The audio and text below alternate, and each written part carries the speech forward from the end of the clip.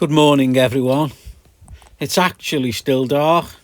This is how good the camera lens is and night mode picking up. It's absolutely fantastic. I had to put the flash on so I could see what was on my anchor, and look at that mud. This is Abersoch. I'll give you the coordinates of where to drop that anchor to land it in mud, but once it's in that mud, it's going nowhere, and it was a job and a half to break it free. The weather today is as promising as it was yesterday, and unfortunately we didn't get it when we were supposed to get it yesterday, so we're hoping that we're going to get it today. I can only feel a little bit of air at the moment, not a great deal of it, but I've got the sails up, and as soon as I get through the Tudswell Islands gap, I'm going to see what I can get out of them. I'm going to leave the islands both to port as I pass through the gap in between the mainland, and whichever one of them's whichever one. It's just beginning to dawn now anyway. The light from the sun, which is trying to get up on the other side, is now trying to fill across the sky, but the sun's not up yet. I'm making a bit of wind myself in the sails, I think, and they've got a bit of shape, but I've still got the motor on. There's not any real wind to talk about at this moment in time, 3.9, 3.8, but as soon as I get it, bang, the motor's off. Sunrises are just absolutely amazing.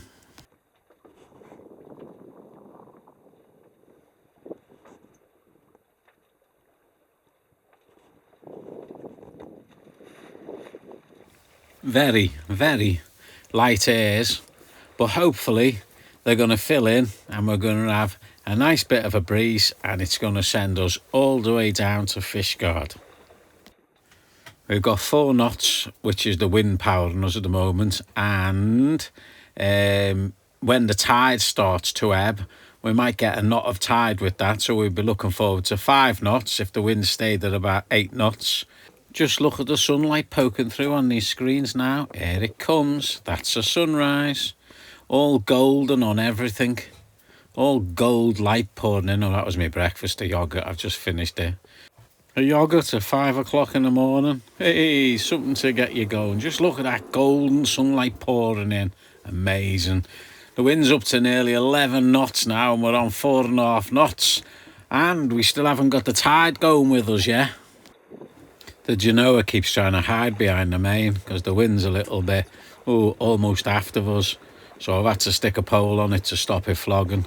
Don't want the boat wobbling too much because there's a little bit of a wave starting, but that sort of funny frequency wave that can get you a bit of a tip to the starboard and a tip to the port and a tip to the starboard and a tip to the port.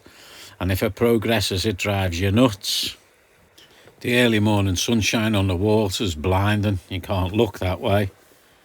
I'll have to wait a little bit longer before I can look that way. And the solar panel's tilted directly towards her at the moment to collect as much juice as it can do while we go. Only 40 miles to go. That's not bad, is it? And we haven't been travelling that long. It's only 7:07, 3 hours in. And I've had to change course. Look at that. I've had to change course because I'm following the wind. And the wind's changing. So I tried running for a bit, but it's too from side to side. So I can't do that, and it's slowing down. So I need a little bit of wind on one of the sides to keep the pace up. So I've decided now to switch it over and go towards the land a bit. I might get out of this funny wave set as well. I've shoved the main away for a little bit to see if it'll keep the foresail full.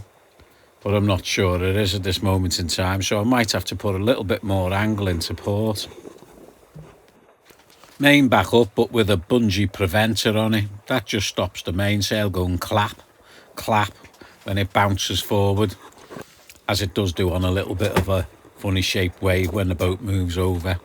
Otherwise, I think it stresses the mainsail too much. You know, if you get that slapping noise out of the wind with the mainsail. And the boat's picked up a little bit at the moment, but I'm not heading in the direction I want to head anymore. But at least we're going. Looks like I'm heading to Abersoch now, whether I like it or not. And that's because that's where the tack fits. And there's just not a lot of wind. The wind's okay if the sea were flat, but the sea's got a tiny little wave on it. And the little wave is actually more than the wind, if you understand what I'm trying to say.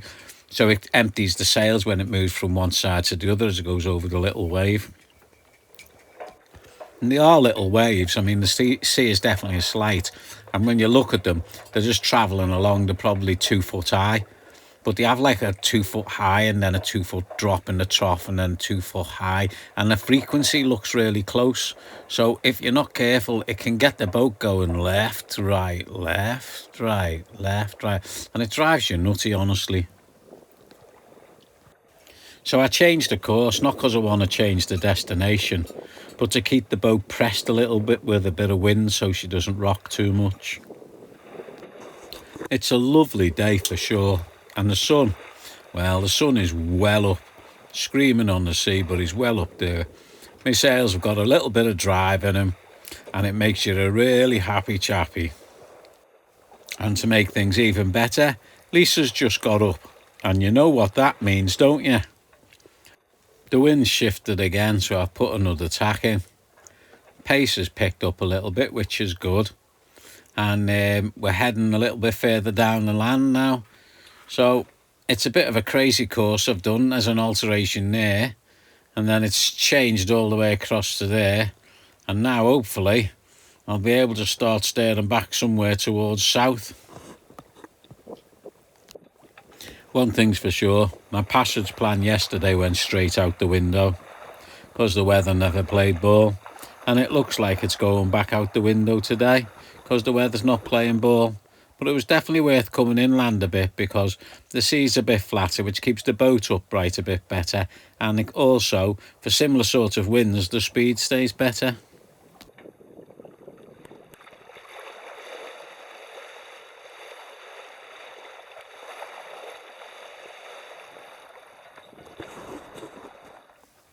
Pop into the wheelhouse to stick another fix on the chart. Not getting anywhere where we're supposed to be getting, but it's such a lovely day. I go out there and I lie down there, and the next minute we're off course by some other distance. Well, here we are now, and we're heading towards a place called Cardigan. Still managing about 4 knots though. Nothing like to the bursts of power that we had yesterday, but then we've only got a breath of air. And we're going quite a distance on our breath of air. The wind is slowly starting to drift away though. The sea is, well, definitely flattening out. So we're all right, we're still making over the ground, but not a fantastic amount. We're down to 5 knots of wind, and unfortunately, we're down to less than 3 knots of over the ground speed. So we're going to have a break, I think. The tide's against us now. We're pushing current. So I think Cardigan's a good place to go into and hide for a couple of hours and let that current disappear, or let the maximum flood disappear. We can pop in there. That's Cardigan, behind this rock here. You can tell that it's high water because the little boats are out. The little boats pour out of Cardigan when the water lifts them up. Otherwise there's a bar and it has them all trapped in. All shot out for a quick fish, check the lobster pots and get back in, no doubt. When you think about Cardigan Bay, it must have been named after this little port, mustn't it? I suppose it's quite a nice little port as long as your boat is happy to disappear up the very, very shallow wet inlet that goes into the town area. So I wouldn't mind betting that little sailing boat that we can see over there is a drop keel, so we can shoot in and out and have a bit of fun. I dare say we could scrape in, but I don't know what's in there and where to go when I get in there, so I'm not going to put the fear of God in myself. We'll sit here for a few hours. It's a nice day, and we'll let the tide do the rest of its busy pushing up that was slowing us down, and then when it decides to slow down enough, we can turn round and go back out after we've been fed and watered. Had a break, because don't forget, I've been on the go since 4 o'clock this morning. It's 5:30ish, maybe 6 o'clock at the moment, and it's really, really warm still, really nice.